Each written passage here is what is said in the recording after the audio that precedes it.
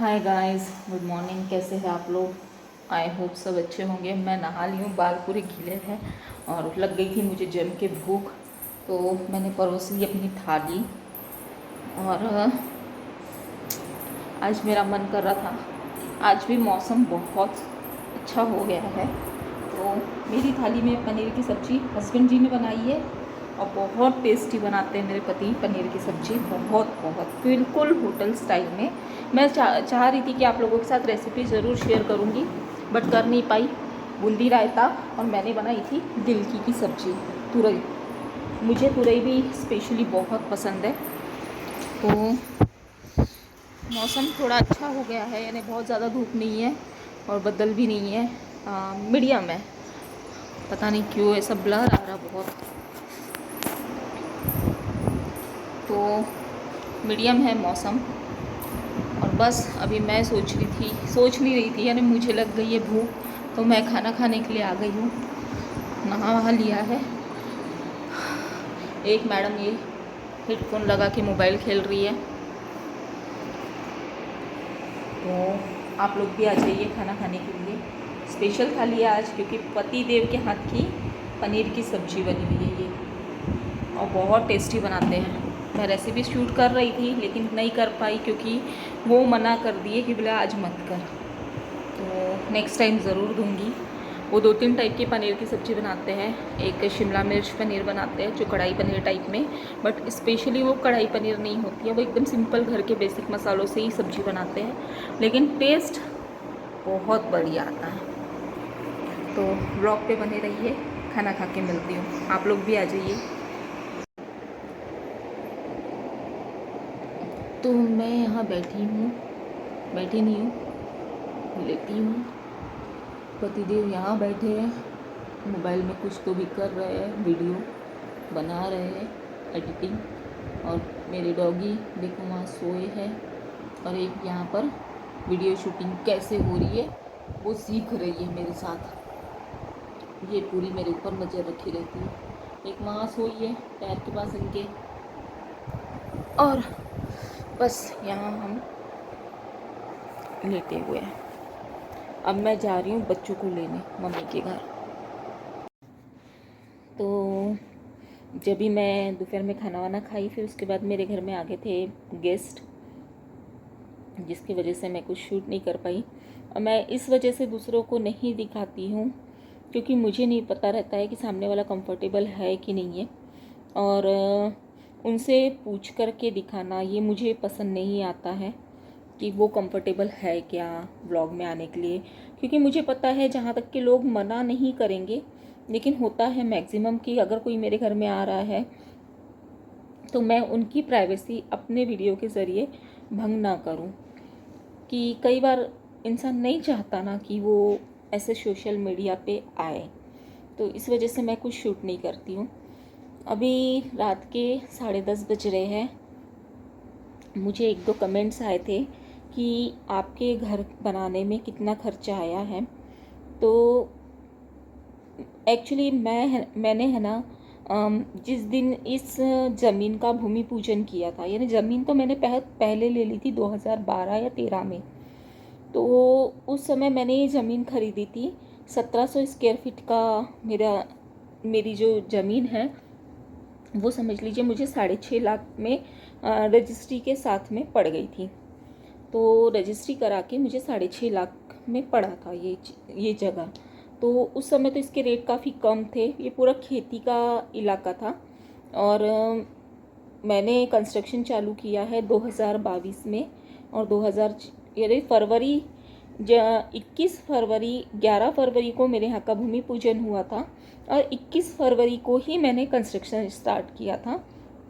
और 21 फरवरी को ही मेरे घर की, यानी 22 फरवरी को मेरे घर का गृह प्रवेश की पूजा थी। मैं डेट 21 ही लेना चाहती थी, लेकिन वो 21 थी नहीं, 22 को अच्छा माना गया था, तो तिथि 22 की बेस्ट थी, इसलिए 22 फरवरी मैंने डिसाइड किया कि वही ठीक है करके। ये एक रीज़न भी था कि पीहू ये बेडशीट ठीक करना इधर से, पापा आएंगे तो देखेंगे, तो इस वजह से मैंने ये चीज़ किया था। अब कंस्ट्रक्शन की बात करूँ तो मैंने जिस दिन भूमि पूजा करी थी उस दिन पंडित को देने से लेकर के पूजा की सामग्री से लेकर के मैंने हर एक चीज़ का हिसाब लिखा था। यहाँ पर मिस्त्री जितने लगे उनको चाय पिलाया, कभी कोई ट्रीट दे रहे हैं, हर टाइम में एक होता है ना स्पेशल ओकेशन, जैसे स्लैब के दिन उनको नाश्ता कराते हैं, दरवाजे जब लगते हैं उस दिन उनको नाश्ता कराते हैं। तो मैंने A to Z चीज़ों का हिसाब लिखा था, एक कॉपी अलग से बनाई थी। तो उस हिसाब से मैं अगर आपको बताऊंगी तो वो चाय नाश्ता ये सब चीज़ों को छोड़ दो, क्योंकि ज़्यादा से ज़्यादा मैक्सिमम 5 से 7 हज़ार के ऊपर नहीं जाता है। 5-7 हज़ार रुपये सफिशिएंट होता है ये सब चीज़ों का। और अगर देखा भी जाए ना तो 2 साल में ज़्यादा से ज़्यादा 10 हज़ार, उसके ऊपर नहीं लगता है। तो वो चीज़ें एक छोड़ दो। मैंने ये कंस्ट्रक्शन का ठेका दिया था विदाउट मटेरियल। मटेरियल हमारा था, क्योंकि उन लोग मटेरियल कैसा यूज़ करेंगे ये हमको नहीं पता होता है। जहाँ वो बोलते ना एक सीमेंट का और रेती का मेजरमेंट होता है, वो मेजरमेंट के हिसाब से बनाते हैं। तो वो मेजरमेंट अगर उनको हम विद मटेरियल देंगे ना तो वो मेजरमेंट उन लोग कम कर देते हैं। और कभी कभी कैसा होता है ना, बीच बीच में ऐसा भी आता था, जैसे बरसात की सीज़न है, रेती के घाट बंद हो रहे तो रेती के रेट बढ़ जाते थे। लेकिन उस टाइम पे हमारा कंस्ट्रक्शन चालू है तो हम 5-10 हज़ार रुपए के लिए कंस्ट्रक्शन नहीं रोक सकते थे। तो इस तरीके से कभी रेती के रेट कम हो रहे, कभी सीमेंट के रेट बढ़ रहा है, कभी सीमेंट के रेट कम हो रहे, कभी रेती के रेट बढ़ रहा है, गिट्टी के रेट बढ़ रहे हैं। इस तरीके से जब मैंने स्टार्ट किया था तब यानी वो चीज़ें एक चलती रहती। तो एक एवरेज परफेक्ट अभी के जनरेशन के हिसाब से बताना मुश्किल हो जाता है। लेकिन जब मैंने ये जो कंस्ट्रक्शन था, ये नीचे का मैंने एक व्लॉग में दिखाया भी है शायद, मेरा घर पूरा, कि नीचे में 1-2 शॉप के रूम है, एक बेडरूम और एक किचन बनाया है, और बाकी पूरा स्पेस पार्किंग का छोड़ा हुआ है। और ऊपर में 2 बेडरूम हॉल किचन है, और इसके ऊपर में एक और बड़ा रूम निकाले हैं जो हमारे जो पर्सनल डॉग है ना बड़े वाले, उनके लिए। तो और उस पैराफिट वगैरह सब पकड़ करके, पैराफिट ये सब चीज़ों का कंस्ट्रक्शन का सिर्फ जैसे दीवार खड़ी करने से फाउंडेशन से लेकर के प्लास्टर तक का इतना इसका खर्चा ये हमने विदाउट मटेरियल दिया था 12 लाख में, और 1700 स्क्वायर फीट का है, इस वजह से हमने 12 लाख में दिया था इस चीज़ों का। और उसके बाद में हमने टाइल्स का हम लोगों ने पहले सिर्फ बीच का फ्लोर लगाने वाले थे, लेकिन फिर हमारा बढ़ते गया काम, दीवार वगैरह ये सब चीज़ें, तो वो हमने 4 लाख में दिया टाइल्स का काम। तो 12-4 ये 16 हो गए। इलेक्ट्रिशियन को दिया था 80 हज़ार में काम। फिर उसमें भी कुछ काम बढ़ा, जैसे लाइटिंग वगैरह हमने बढ़ाए तो वो 10 हज़ार उसको एक्स्ट्रा दिए, तो 90 हज़ार में समझो इलेक्ट्रिशियन को काम दिया। प्लम्बर को हमने 7 हज़ार रुपये पर बाथरूम के हिसाब से दिया था। तो हमारे यहाँ 6 बाथरूम है, नीचे में 2 है, ऊपर में 4 है, और बाकी थोड़ा चिल्लर काम उसका भी थोड़ा सा बढ़ता है। तो होता है इस सब चीज़ों में, कभी एकदम से बार्गेनिंग नहीं करनी चाहिए। तो समथिंग समझ लीजिए 60 हज़ार प्लम्बर का हो गया। तो बाकी हाँ, फिर रहा पीओपी। तो पीओपी मेरे भाई का दोस्त था जिसने हमें बहुत कम रेट में करके दिया। तो 65 हज़ार में उसने पूरे घर की पीओपी, 2 बेडरूम हॉल किचन, इतनी पीओपी उन्होंने 65 हज़ार में करके दी है हमको। फिर आता है पेंटिंग का काम। तो हमको एक पेंटर मिला जिसने हमको बहुत बुरी तरीके से फंसा लिया ने हम उसकी बातों में आ गए। तो उसको हमने जो पुटिंग और इसका काम दिया था, पहले हमने उसको दिया था 2 हाथ पुटिंग का काम, सिर्फ अंदर का और बाहर का पेंट का काम, वो दिया था हमने उसको 80 हज़ार में। और फिर सेकंड टाइम हमने पुटिंग, 1 हाथ पुटिंग और घसाई करके फिर विथ प्राइमर दिया है, वो दिया हमने 15 हज़ार में। तो इस तरीके से बहुत सारी चीज़ें हुई है, कहीं कुछ लॉस में भी गया है, कहीं कुछ फ़ायदे में भी गया है। तो ये जो एक मजदूरी ही पकड़ ली जाए ना, तो ये समझ लीजिए 20 से 22 लाख की टोटल मजदूरी चली गई है। और बनाने मटेरियल जैसे देखा जाए तो टाइल्स बहुत कॉस्टली होती है, बेसिंग, नल, पाइप, इलेक्ट्रिक का सामान, और बहुत चिल्लर ऐसी चीज़ें होती है, रेती गिट्टी सीमेंट, ये तो अनलिमिटेड लगते गया, जितना हिसाब था उससे भी बहुत ज़्यादा लगते गया। तो मैंने जो एक एवरेज और टोटल लास्ट में हमने जब किया था तो अभी हमारे घर में ऐसे बहुत सारे काम हैं, जैसे अभी देखिए खिड़की के स्लाइडर नहीं लगे हैं, किचन में मॉड्यूलर नहीं हुआ है, हॉल में जो टीवी यूनिट होता है वो नहीं बना है, अलमारियाँ नहीं बनी हैं, रैकें नहीं बनी हैं, सिर्फ बहुत सारे ना डेकोरेटिव जो काम होता है ना वो अभी पेंडिंग है हमारे घर का। तो हमको रहने आने की जल्दी भी थी और हमारा बजट भी कम हो गया था, जिस हिसाब से जो हमने अपने पास की जमा पूंजी जो थी वो सब लगा दी थी। फिर उसके बाद में हमने एक लोन अमाउंट भी निकाला है, क्योंकि इतना बड़ा घर खुद के बल पे करना बहुत मुश्किल है। मेरे हस्बैंड है ना फ़ौज में थे, तो फ़ौज में रहने के बाद में उन्होंने 21 साल फ़ौज की ड्यूटी करी है, बीएसएफ की, और 21 साल में जब वो रिटायरमेंट हुए तो मैं कई बार बोलती हूँ कि एक फ़ौजी को जितना मिलना चाहिए ना उतना नहीं मिलता है। तो उनको 15-17 लाख रुपए मिले थे वहाँ से, तो वो 15-17 लाख हमने यहाँ पर लगाए। उसके बाद में हमारे और हमने एक छोटा प्लॉट ख़रीदा था, वो हमने बेच करके फिर वो भी लगाए। कुछ बताना नहीं चाहिए बट कुछ मेरा गोल्ड भी गया है इस घर में। और फिर एक अमाउंट हमने लोन का भी निकाला है, होम लोन करके। तो वो हमको, हमारा थोड़ा ग्रामीण एरिया में आता था तो हमको कमर्शियल बैंक से निकालना पड़ा, जिसका इंटरेस्ट रेट भी ज़्यादा होता है, तो अभी वो भी हमको भरना पड़ता है। तो वो हमारा समथिंग 30-35 लाख रुपए का लोन है जो। तो एक एवरेज अगर देखा जाए ना तो हमारा इस घर में 2 साल में कुछ इनकम गई है, कुछ गोल्ड गया है, पास की पूरी जमा पूंजी गई, प्लॉट एक ज़मीन गई। तो ये सब पकड़ करके, और जो एक मोटी रकम का हिसाब है वो जो मैंने बताया आपको, वो हमारा समझ लीजिए पूरा पूरा अभी तक के 70 से 75 लाख जा चुका है। और अभी जो काम है ना वो भी अभी एक एवरेज देखा जाए तो 10 से 12 लाख का काम बाकी है। तो एक टोटल एवरेज 1700 स्क्वायर फीट में मुझे ऐसा लगता है कि जहाँ पर, क्योंकि अपना घर हम बना रहे हैं तो हम कोई भी चीज़ अच्छी यूज़ करते हैं। जैसे हमने हर जगह में लोहा जो डाला है वो 12 mm से 16 mm, 10 mm, यानी कहीं कंजूसाई नहीं करी है। सीमेंट की बोरियाँ, सीमेंट जहाँ जितना लगना था उतना हमने लगाया है। रेती, सीमेंट, गिट्टी, ये सब चीज़ों में कॉलम्स जो होते हैं वो बहुत मोटे डाले हैं। दीवारें जो होती है वो पूरी 9 इंची बोलते हैं, 9 इंची की डबल रद्दे वाली दीवारें हैं। ईंटें जो होती है वो हमने बड़े साइज़ की यूज़ की है। तो हर एक चीज़ हम उस हिसाब से देखते हैं। जैसे हमने वायरिंग करे है तो हमने कंपनी का पॉलीकैब के वायर्स यूज़ किए हैं। जो लाइटें हैं वो हमने अच्छी क्वालिटी की यूज़ की है। डिपेंड करता है कि आप किस तरीके की चीज़ यूज़ करके अपना घर बना रहे हो। इसलिए आगे यही चीज़ को जब मैंने एक बिल्डर से बात करी थी कि विथ मटेरियल आप कितना लेंगे, तो उन्होंने मुझे 35 से 36 लाख का बजट दिया था। बट मुझे पता था कि वो ऐसा करके देंगे कि साल भर में प्लास्टर झड़ेगा या टाइल्स उतनी अच्छी नहीं लगाएंगे। अपने चॉइसेबल कुछ नहीं रहता था।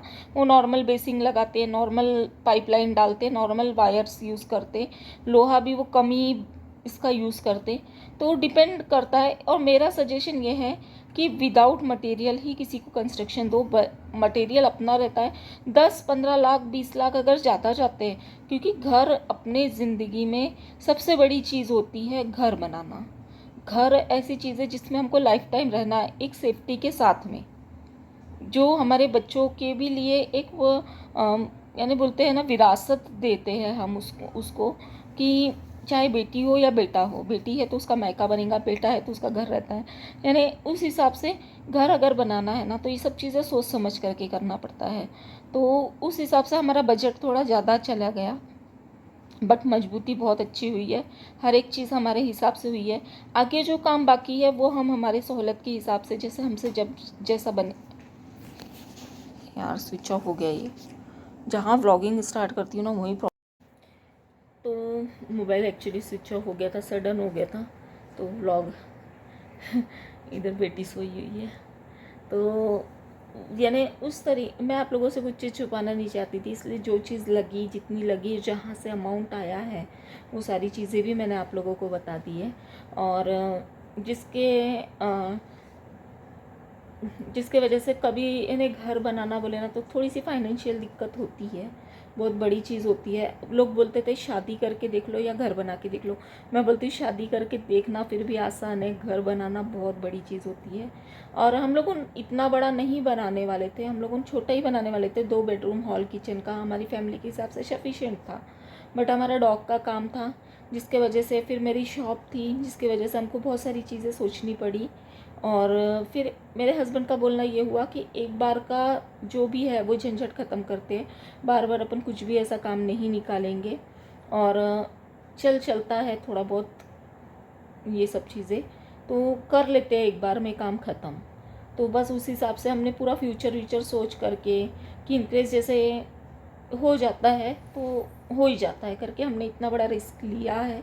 और मेरी सोशल मीडिया में आने की एक वजह ये भी थी कि मैं, यानी रियल में अगर बोला जाए तो हम मैं खुद एक तो खुद की एक पहचान बनाना चाहती थी कि लोग मुझे मेरे नाम से जाने, और दूसरी चीज़ ये थी कि मैं इनकम कमाना चाहती हूँ, क्योंकि अभी जो सिचुएशन है उसके हिसाब से मुझे ऐसा लगता है कि नहीं, मुझे सेल्फ डिपेंड होना बहुत ज़रूरी है। बच्चों के लिए मुझे ये चीज़ करना बहुत ज़रूरी है, जिसकी वजह से मैं सोशल मीडिया में आई और ये सब काम मैं कर रही हूँ। चलना नहीं चलना वही किस्मत की बात है। अगर किस्मत में रहेगा तो हो जाएंगे, यानी इसमें भी अपना एक टास्क एरिया कंप्लीट जो भी है, और नहीं रहा तो फिर अपना तो मनोरंजन हो ही रहा है, साथ में दूसरों का हम कर ही रहे हैं, यानी खुद का भी एक टाइम पास हो रहा है। खुद के वीडियो बना रहे हैं तो उसमें एक खुद की ही खुशी मिल रही है, उसमें टाइम निकल जाता है दिन भर में। एक घर के काम होने के बाद में जैसे खाली टाइम होता है तो किसी के साथ में टाइम पास करने से अच्छा है अपने रील्स बन रही है, अपने शॉर्ट्स बन रहे हैं, अपने व्लॉग बन रहे हैं। और एक जब हम शॉर्ट्स वगैरह बनाते हैं ना तो खुद के वीडियो देख करके कई बार खुद भी हंस लेते हैं, तो एक खुशी अपने को अलग मिल जाती है। तो ये सब चीज़ों की वजह से मैं सोशल मीडिया में आई थी। मैंने ये चीज़ें बहुत बार बोली हैं कि यानी इसमें मैं बहुत सारी चीज़ें, ब्लॉग भले ही थोड़ा सा बड़ा हो जाएगा लेकिन मेरी लाइफ की एक मोस्ट इम्पॉर्टेंस चीज़ें मैं बता रही हूँ कि जैसे मैं दिल्ली में थी और मैं कुछ फैमिलीज रीज़न के वजह से मैं डिप्रेशन में जा चुकी थी। मुझे पता, डिप्रेशन वाले पेशेंट को कभी नहीं पता होता है कि वो डिप्रेशन में जा चुका है। मुझे प्रॉब्लम्स हो रही थी उसकी वजह से, डिप्रेशन की वजह से। फिर बहुत सारे टेस्ट वगैरह होते हैं। चलिए इसके लिए एक सेपरेट ही व्लॉग बना लेती हूँ। ये व्लॉग यही एंड करती हूँ क्योंकि काफ़ी बड़ा हो जाएगा। तो ये घर का था, तो इसमें मैंने घर की जितनी डिटेल हो सकी उतनी दी हूँ। अगर आपको और कुछ पूछना है तो आप बिल्कुल पूछिए, मैं आपको ज़रूर बताऊँगी। तो मिलते हैं नेक्स्ट व्लॉग में, जो अभी ही मैं शूट करूँगी और कल ज़रूर अपलोड करूँगी। तो bye bye, take care, love you all.